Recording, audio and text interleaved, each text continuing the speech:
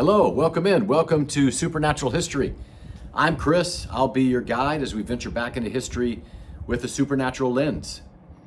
And we're going to cite a lot of different sources, ancient sources. We'll cite the Bible heavily, of course, and also sources that the Bible references that are extra canonical, such as the Book of Enoch, Book of Jasher, other books such as the Book of Jubilees, the Book of Maccabees, and other ancient texts from ancient civilizations such as the Sumerians, Egyptians, all of Mesopotamia.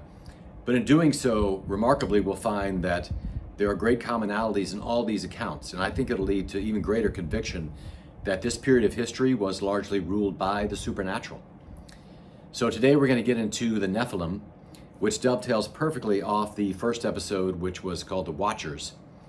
So if you hadn't had a chance to see that episode, I would recommend watching that. It's about half the length of this episode. It'll be a quick watch, but it'll give you great insight leading into this one, because the Nephilim are the result of the Watchers' actions. And today we're going to start in Genesis 6 with just one verse, just two sentences, a rather cryptic verse, but this will kick everything off. It reads as follows: "The Nephilim were on the earth in those days, and also afterward," which is a key sidebar, "when the sons of God went into the daughters of men and had children by them. These were the heroes of old, the men of renown." So that's it. Just those two sentences have sparked thousands of years of debate, tons of conjecture as to, is this the key to understanding Noah's flood? And if so, who were these Nephilim? What did they do that was so potentially catastrophic that it would trigger God's judgment on all of humanity? So that's what we'll dig into deeply today.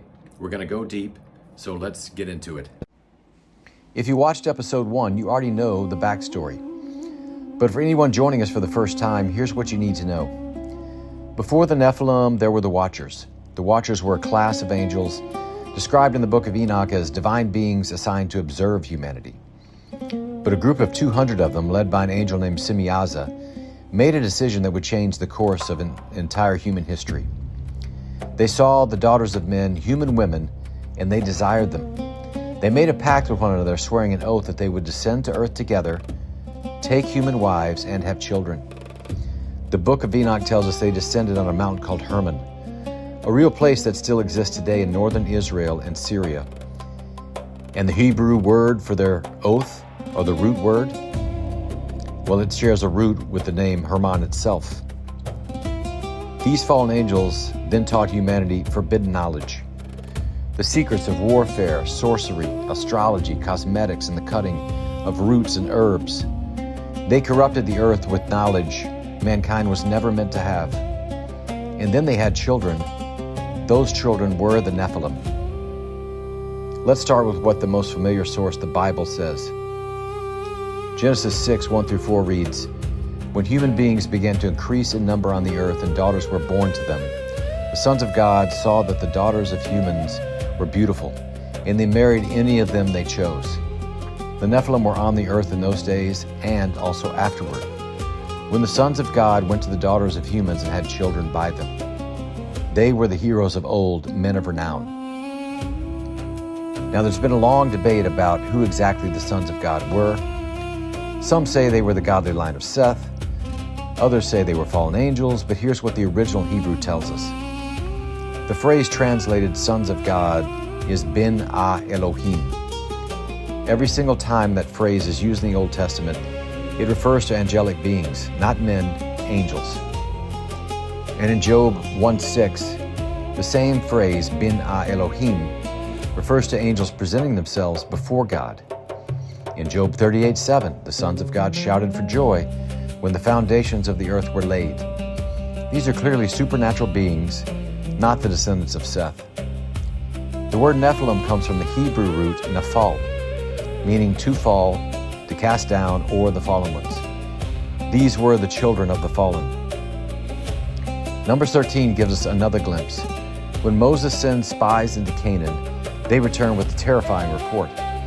"We saw the Nephilim there, the descendants of Anak come from the Nephilim. We seem like grasshoppers in our own eyes, and we look the same to them." Grasshoppers. These were beings of enormous stature, and they were still there after the flood, which raises a question we'll come back to. And now Genesis gives us a glimpse, but the Book of Enoch gives us the full story. The Book of Enoch is an ancient Jewish text attributed to Enoch, the great-great-grandfather of Noah. The man, Genesis said, walked with God and was no more. Because God took him away, Enoch, he never died. He was taken directly into heaven. Multiple copies of the Book of Enoch were found among the Dead Sea Scrolls, confirming its ancient origins. The New Testament, Book of Jude, actually quotes it directly. And for centuries, the Ethiopian Orthodox Church has included it as part of their biblical canon. He tells us their fathers, the Watchers, were 200 in number. Their leader was Semyaza, and he names the other chief Watchers, Azazel, Amaros, Barakel, Kokabel, real names, specific beings. When the Watchers had children with human women, Enoch says those children grew to enormous size, and they were violent. The Nephilim began to consume everything humanity produced. When human food ran out, they turned against the humans themselves. They devoured them. Then they turned on the animals, the birds, the reptiles, the fish. They consumed and destroyed everything in their path. But this wasn't the worst of it. The Watchers, led by Azazel, had taught humanity how to make swords and shields, warfare. They taught women the arts of seduction. They revealed the secrets of sorcery, divination, and astrology, knowledge that was unleashing chaos across the earth. Enoch describes the cries of humanity rising up to heaven to the archangels Michael, Uriel, Raphael, and Gabriel. And it was those cries that set in motion the divine response that would end in a global flood. The Book of Jasher is referenced twice in the Old Testament, in Joshua 10:13 and 2 Samuel 1:18. It's one of the lost books of the Bible, though versions of it have survived. Jasher gives us more detail on the corruption that spread across the earth. It describes how men began to sin against animals, producing hybrid creatures that were an abomination. Genetic corruption wasn't just human, it was spreading across all living things. This explains something that has puzzled Bible readers for generations. In Genesis, God doesn't just say he's going to destroy sinful humans. He says he will destroy all flesh, every living creature on the earth. But why would innocent animals need to be destroyed in a flood?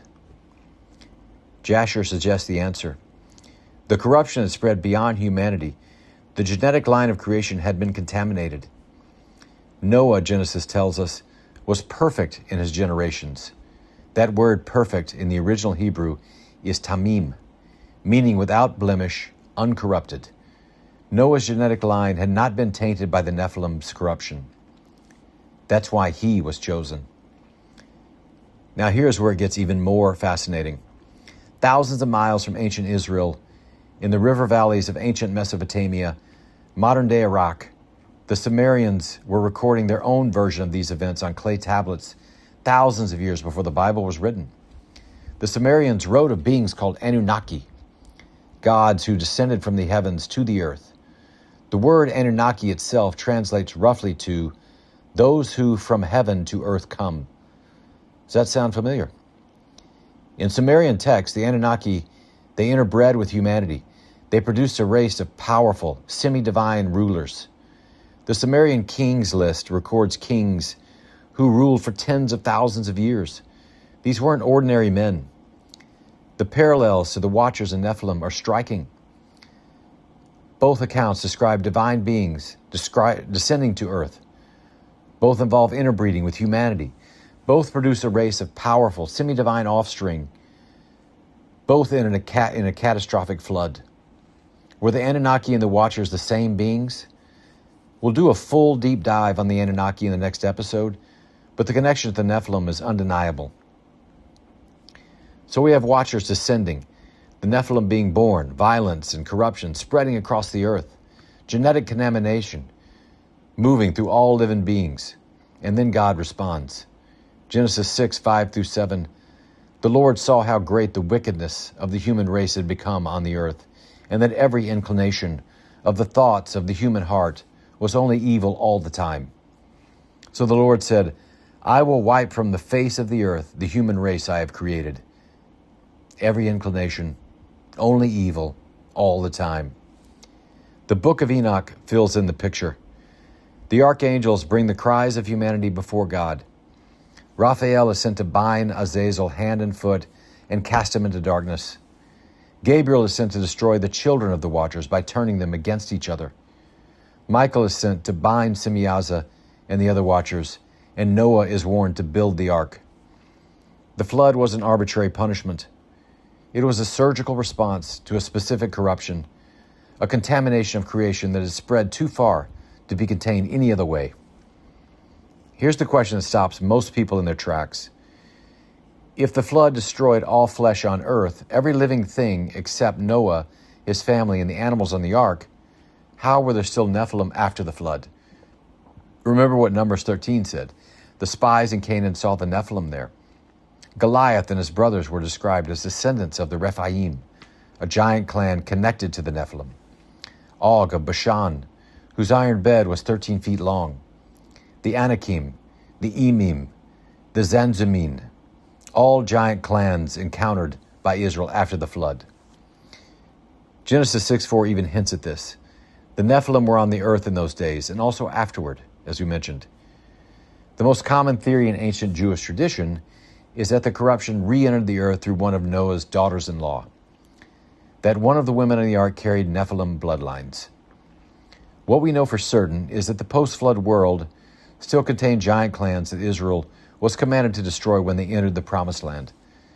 The wars of Canaan were not simply territorial conflicts, they were completion of what the flood had begun.